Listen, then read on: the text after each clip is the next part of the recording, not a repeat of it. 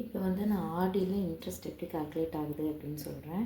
எக்ஸாம்பிளுக்கு வந்து மாதம் 1000 ருபீஸ் நம்ம டெபாசிட் பண்ணுறோம் அப்படின்னா இன்ட்ரெஸ்ட் ரேட் 6% அப்படின்னு வச்சுப்போம்.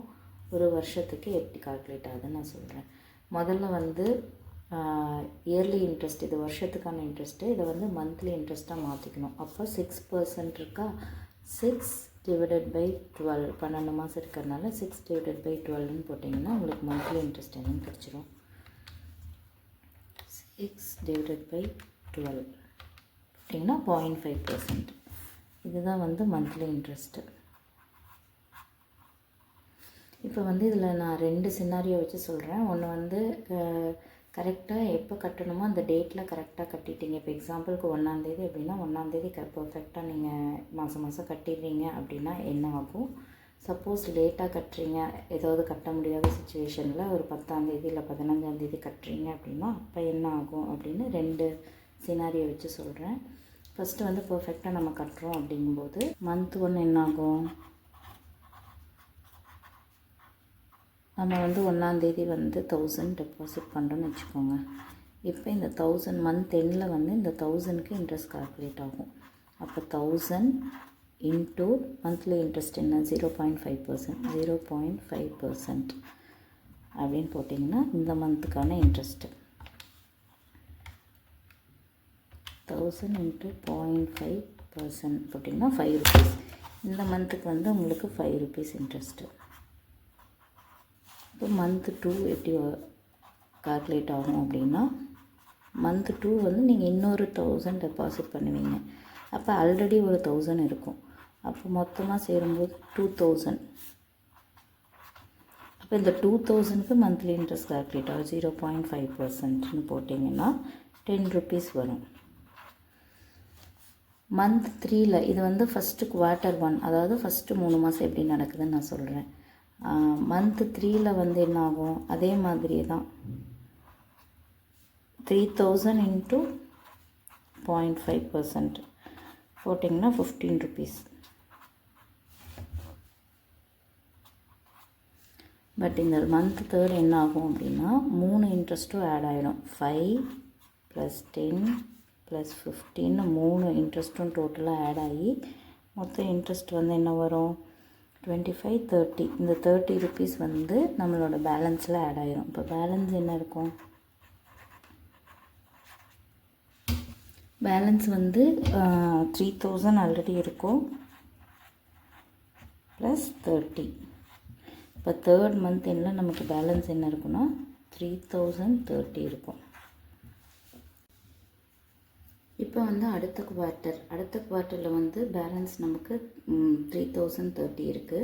அதுக்கு வந்து 4th மந்த் எப்படி இன்ட்ரெஸ்ட் கால்குலேட் ஆகும்னா, 4th மந்த் வந்து நாம் எக்ஸ்ட்ரா ஒரு 1000 போடுவோமா, மந்த்லி டெபாசிட் பண்ணுவோம்.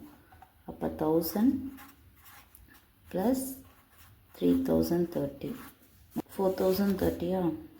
4030 இன்ட்டு அதே 0.5% 3.15. இந்த 20 ருபீஸுங்கிறது இந்த நம்ம ஆக்சுவலாக இருந்த டெபாசிட் பண்ணதுக்கு, இந்த 0.5 வந்து அந்த இன்ட்ரெஸ்ட்டுக்கான இன்ட்ரெஸ்ட்டு. இதுதான் காம்பவுண்டிங். இதே மாதிரி 3 மாதத்துக்கு ஒருக்கா காம்பவுண்டிங் ஆகிட்டே வந்துச்சுன்னா 12th மந்தில் நம்மளுக்கு எவ்வளோ கிடைக்குன்னா 12,390. 12,000ங்கிறது நம்ம போட்ட காசு, 390ங்கிறது நம்மளுக்கு கிடச்சிருக்கிற இன்ட்ரெஸ்ட்டு. இப்போ இதே வந்து 2வது சினாரியோ நான் சொன்னேன்ல, சப்போஸ் 1ஆந்தேதி டியூ டேட்னா 1ஆந்தேதி நீங்கள் 1000 ருபீஸ் போடுறதுக்கு பதிலாக ஒரு 15ஆந்தேதி போடுறீங்க அப்படின்னு வச்சுக்கோங்க. அப்போ என்ன ஆகும், இந்த மந்த் 4க்கு எப்படி கால்குலேட் ஆகும் நான் சொல்கிறேன். மந்த் ஃபுல்லாக ஆல்ரெடி பேலன்ஸ் வந்து 3030 இருக்குமா. இதை வந்து என்ன ஆகும்னா, ஃபஸ்ட்டு 15ஆந்தேதி தானே போடுறோம். அப்போ 1லேருந்து 14 வரைக்கும் இந்த 3030க்கான இன்ட்ரெஸ்ட் கால்குலேட் ஆகிடும். இப்போ எவ்வளோ வருதுன்னு பார்க்கலாமா. அதுக்கு முன்னாடி டெய்லி இன்ட்ரெஸ்ட் கால்குலேட் பண்ணிடணும். ஏன்னா நம்ம இங்கே டேஸ் கணக்கில் போட போகிறோம். அதனால் டெய்லி இன்ட்ரெஸ்ட் என்ன அப்படின்னு கால்குலேட் பண்ணலாம். அது வந்து எப்படி பண்ணலான்னா, மந்த்லிக்கு வந்து 0.5%. அப்போ 0.5 டிவைடட் பை 30 டேஸ் இருக்குது இந்த மந்தில் அப்படின்னு வச்சுக்கிட்டோன்னா 30 என்ன வரும், 0.5 divided by 30.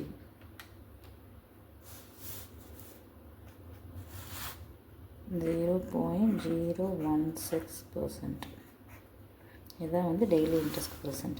அப்போ ஃபஸ்ட்டு 14 டேஸ் வந்து நமக்கு பேலன்ஸ் என்ன இருக்கும்? 3030 தான் இருக்கும். இதுக்கு வந்து இன்ட்ரெஸ்ட் கால்குலேட் ஆகிக்கும்.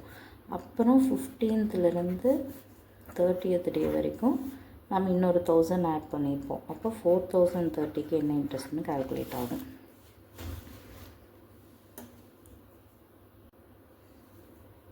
இப்போ வந்து ஃபஸ்ட்டு 14 நாளுக்கு நம்ம அக்கௌண்ட்டில் 3030 இருக்கும். அப்போ ஒவ்வொரு நாளுக்கும் எவ்வளோ வரும், எவ்வளோ பர்சன்டேஜ்னு இருக்குது. அப்போ 14 நாளுக்கு என்ன வரும் நம்ம கால்குலேட் பண்ணிக்கலாம்.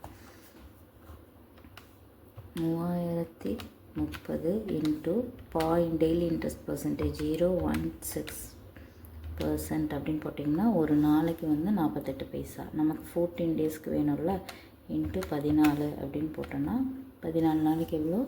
₹6.78 வரும். இந்த ஃபஸ்ட்டு 14 நாளுக்கு ₹6.78.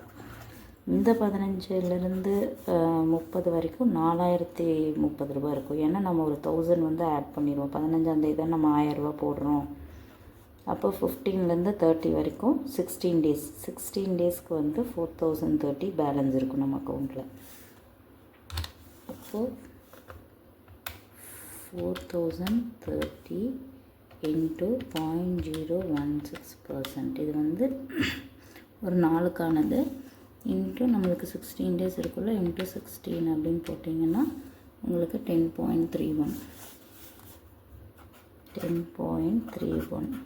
அது ரெண்டும் சேர்ந்தால் இந்த மாதம் வந்து எவ்வளோ இருக்கும்? 17.09. இந்த மாதம் இன்ட்ரெஸ்ட் வந்து 17.09. ஆக்சுவலாக வந்து நம்ம அந்த மந்தோட ஸ்டார்டிங்லேயே போட்டிருந்தோம்னா ₹20.15 வந்திருக்கும். நம்ம மிட் ஆஃப் த மந்தில் போட்டதுனால 17.09 ருபீஸ் தான் நமக்கு இன்ட்ரெஸ்ட் கிடச்சிருக்கு. இதில் வந்து இன்னொரு ட்விஸ்ட் என்னென்னா, பேங்க்கில் வந்து இந்த மாதிரி லேட் பேமெண்ட்டுக்கு வந்து பெனால்ட்டி இருக்கும். பெனால்ட்டி எவ்வளோ அப்படின்னு பார்த்திங்கன்னா, ஒவ்வொரு 100 ருபீஸ்க்கும் 1.5 ருபீஸ் பெனால்ட்டி. இப்போ வந்து 1000 ருபீஸ்க்கு பார்த்திங்கன்னா நமக்கு 15 ருபீஸ் பெனால்ட்டி. நம்ம இன்ட்ரெஸ்ட்டே மொத்தமாக அந்த மந்த்துக்கே 17 தான் வருது. ஆனால் நம்ம லேட்டாக கட்டதுனால பெனால்ட்டி மட்டும் நமக்கு 15 ருபீஸ். அதனால் எப்பயுமே வந்து டைமுக்கு ஆர்டி என்ன டியூ டேட்டோ அந்த டேட்டில் பே பண்ணிக்கிறது நமக்கு இன்ட்ரெஸ்ட் சேவ் ஆகும். அதே மாதிரி இன்னொன்று வந்து சில பேங்க்கில் 1ஆந்தேதி வந்து ஆர்டி போட முடியாது, சர்வர் வந்து பிஸியாக இருக்குன்னு சொல்லிட்டு 2ஆந்தேதியிலேருந்து போடுற மாதிரி ஆப்ஷன் இருக்கும். அந்த மாதிரி இருந்தால் இந்த மாதம் 2ஆந்தேதியிலேருந்து அடுத்த மாதம் 1ஆந்தேதி வரைக்கும் 1 மந்த் அப்படின்ற மாதிரி கால்குலேட் பண்ணிக்குவாங்க. அதையும் பார்த்துக்கோங்க.